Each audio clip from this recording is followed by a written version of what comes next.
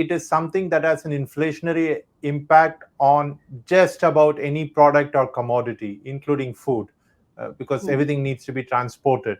And the poor, in fact, given the fact that their incomes are lower, are even more significantly impacted by higher fuel prices than the middle class and the rich. And overall, there is a significant inflationary impact on account of fuel prices. You can see it in the inflation numbers.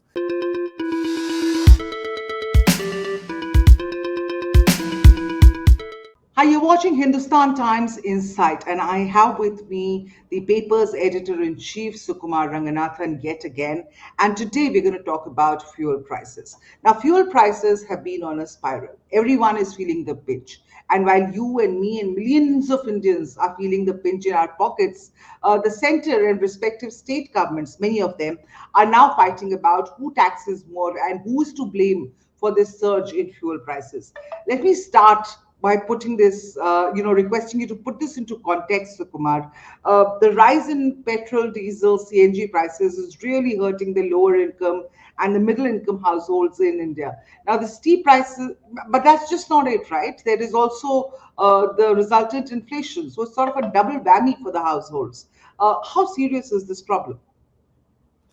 It's very significant because you're right. We tend to assume that it's only the middle class and the rich who get affected by fuel prices. But it is something that has an inflationary impact on just about any product or commodity, including food, because Hmm. everything needs to be transported. And the poor, in fact, given the fact that their incomes are lower, are even more significantly impacted by higher fuel prices than the middle class and the rich. And overall, there is a significant inflationary impact on account of fuel prices. You can see it in the inflation numbers. It's just not desirable. And it's important to note that there is a base price of fuel, and on top of it, you have taxes. And in India, the taxes are more than the base price. And the recent controversy that you alluded to, the sparring that's going on between the center and the states, is largely about these taxes. All right. So let's just circle back to April 27th. Prime Minister Narendra Modi, in a meeting with chief ministers, he named some non-BJP ruled states and said that they must reduce VAT like on petrol or on fuel like BJP ruled states.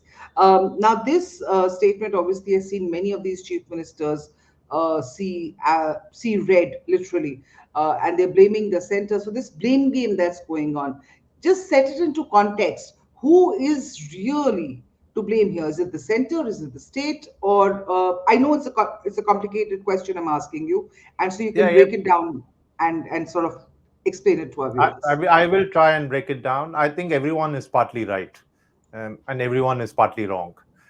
So we'll start from there. Uh, there is, and it's not just states that are ruled by non-BJP governments. There are also some BJP ruled states where the prices are equally high, and those were not named in that meeting, and for obvious reasons. Um, but the context that you really need to understand is the fact that when the GST Act was signed, the states pretty much gave up their powers to tax anything, and states need revenue for what they're doing, for their own schemes, their own projects. And the states gave up the right. In return, the center promised to compensate them. There were just two products that were kept out of ambit of GST. One was uh, fuel, Petrol, the yeah. other one was liquor. So the states get much of their revenue from this. So if you were to look at 21, 22, and if you were to look at some of the bigger states, and I'm going to look at the states that were named, you look at states like Kerala and Tamil Nadu and Maharashtra and West Bengal. These are all states where the contribution of revenue accruing to them on account of uh, the fuel tax is very, very significant. And Hmm. for them to suddenly give up this revenue is not going to be possible, and it's also politically not expedient for them, and I'll come to that in a bit. Uh, so Meanwhile, the center continues to levy a central tax. And there is an argument that is being made in some quarters that because of the devolution, anyway, 42% of it goes to the states, or 41% of it goes to the states. 1% there was a change because J&K stopped being a state. 41% of it goes to the states. But the fact is, the bulk of the central tax that is levied on fuel is in the form of cess and surcharge, which doesn't form part of what is called the divisible pool of revenue, which is shared with the states. So it's something that the center gets to keep for itself. So, the states don't want to give up their right to tax because it's critical. The center is pushing them, even while it gets its own share of the revenue, it's fine. Hmm. And of course, there's a Hmm. larger context that the center has only cut the excise duty by a fraction of what it took the excise duty up by over a significant period of time, in multiple batches, right? In multiple tranches. They did it several times after the pandemic happened, right? Because the minute the pandemic happened, fuel prices plunged. And to compensate for the lower fuel prices and keep retail prices at the same level, they just kept increasing the excise, the central levies, which was at the end of the day good because that money helped them do a lot of things for COVID relief measures, welfare schemes, and all those things. So it's important to understand this context. So both of them are partly right, but again, there is a larger issue here, and the larger issue is really what the political aspect of this is. Okay, so let's talk about the political aspect of this because that's really what we're talking about. I mean, there's this. Obviously, the common man is suffering, and if the common man suffers, they obviously blame the government. The first thing. So now, do they blame the central government? Do they blame the state government? You're saying both of them are partly right, partly wrong. What is the political fallout of this? Yeah. What is the rationale there? And as an ancillary to that, which is also important for us to discuss, how come the BJP ruled states have been able to do it, or are willing to Exactly, do it, and how come the other states are not willing to do it? And I think the answer is very simple. The answer is simply politics.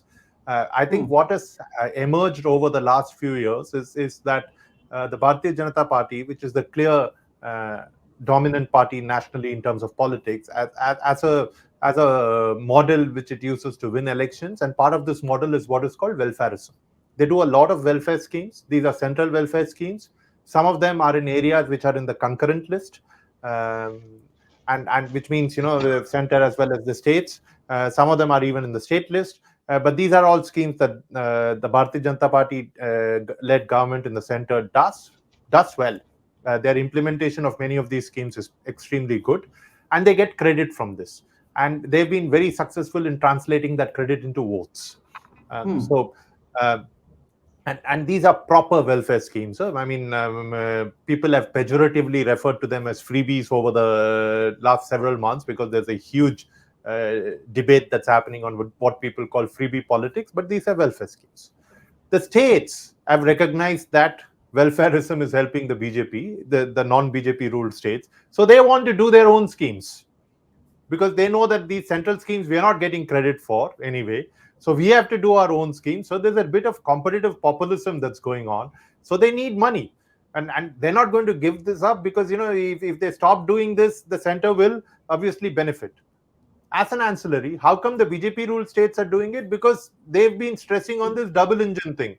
Everything that the Right, center does, the state government gets to take credit for it in BJP ruled states. Doesn't happen right. in non-BJP ruled states. In non-BJP Hmm. ruled states, during campaigns, it is very clearly communicated to the electorate that, look, you're getting all these benefits on account of the center, which is ruled by the BJP.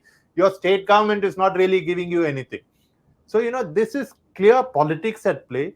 And uh, I think what uh, needs to happen now is that the center and the state, probably center and the states, have to sit down at a forum.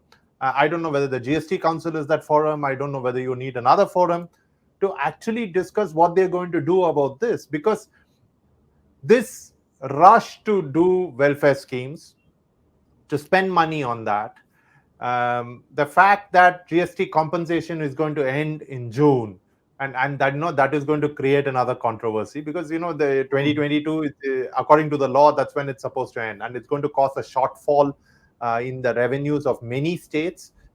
including some of the states that we spoke about that are ruled by the opposition, immediately crimping their ability to launch more welfare schemes.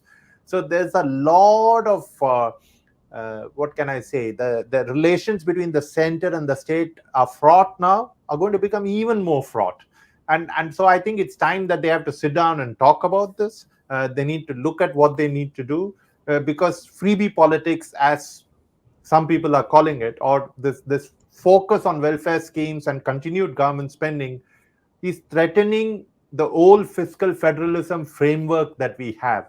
And that's not going to be good, because you don't want to spend the next several years with the center and the states fighting with each other. There are also other areas where they're fighting, which is beyond the realm of this conversation. But anyone who's been looking at the headlines about the fighting that's going on between the governors in the non-BJP ruled states and the state governments knows what is happening.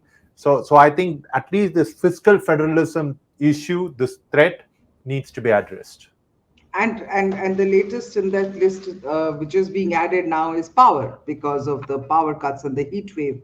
Another area where the center and the states are like. So basically, Sukumar, what you're saying is that because liquor and fuel are the only areas where the state gets to sort of collect its own taxes with this GST thing, therefore they're not, it is not lucrative for them, or forget lucrative, it is It, not it it's not it's not politically expedient. politically remunerative for them to do it, because It's they not feel the pressure to launch welfare schemes to compete with the true. central welfare schemes. Right. So now, given all of this, and given the situation in Ukraine, and given the situation here, do you see any hope of easing of global oil prices? And I'm going to end this at that, which might Very bring tough some relief, question.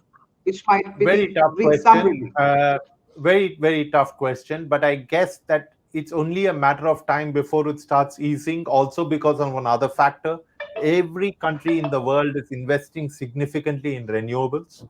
Um, as and when that happens, because you have to understand that the minute oil prices stay at the current level for an extended period of time, a lot of renewables, and I'm not talking about solar, because solar was always economically viable after the first few Hmm. years, but a Hmm. lot of other new age technologies suddenly become start making economic sense because your oil prices are so high. So Right. even the threat that more renewables are going to happen will force the oil producing countries to produce more, and the prices will come down. I expect that to happen in the next 6 7 months. I'm hoping it does, because if that happens, you will see not just fuel prices but also inflation coming down. But Hmm. not too many people are sanguine about the prospects of it happening in the next quarter, say. So if you look at RBI's, the Reserve Bank of India's own predictions, it expects that inflation will continue to be a problem through 22 23. So we are going to live with this. And like I said, what we are seeing is just another point in increasing, um, what can I say, points of Fric- contention between the friction, center and the friction. state, Yeah. and points of friction. And you're going to continue to see that for the next few years at least.